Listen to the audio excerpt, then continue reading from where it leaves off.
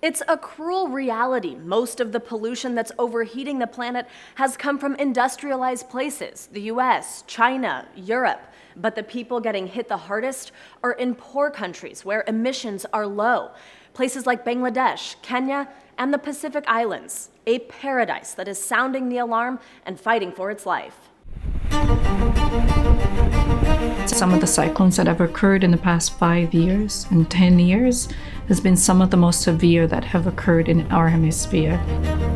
I see these big waves as weapons of war that are destroying our livelihoods and our survival.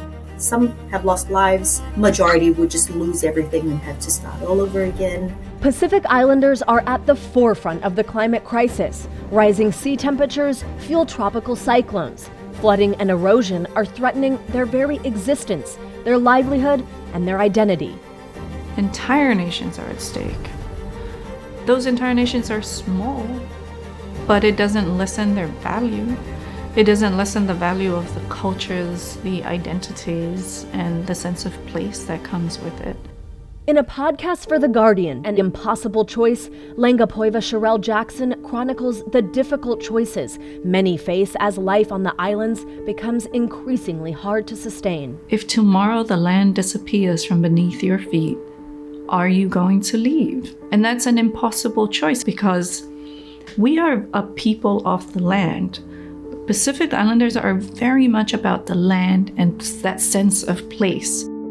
Culture is based on lands, the connections between the individual and the oceans, the lagoons, the waters. Jackson interviewed people like Inele Sopoana, the former prime minister of Tuvalu, a country grappling with the potential end of its existence, where the average height of the island is less than 6 feet above sea level. If nothing is done urgently, there would come a time that the islands of Tuvalu and many low-lying islands like Tuvalu would be completely uninhabitable.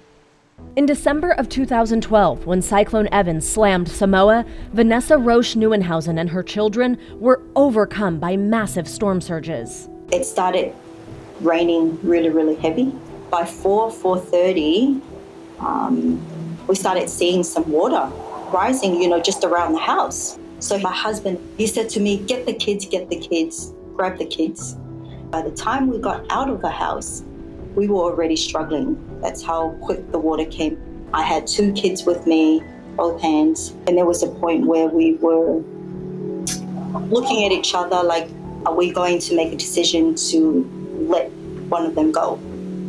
The water was pretty strong, and obviously I'm a tiny person.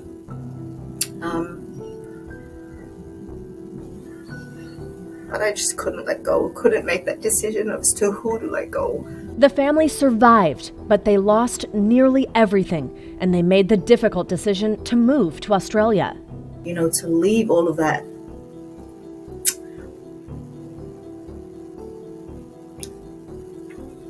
It was a hard decision. There's something about that's where you were born and the land, the ocean, everything, is part of you. You're a part of that. And so leaving home is like leaving a child. Who are we? Who are you? Who am I, except that our accumulated experiences of where we grew up, where we live? In many Pacific countries, our graves are inside the homes. So if you're going to move from your home, you move the bones with. If the whole community moves, that's an essential part of the community. That's where we descend from, and those are the ancestors we continue to honor. So that power of place and of history and of culture, you can't just up and leave. We talk about the climate crisis as if it's a manageable event. And it's not. It's not a manageable event because it's destroying communities. I have always resisted giving my support to the option of relocation and resettlement.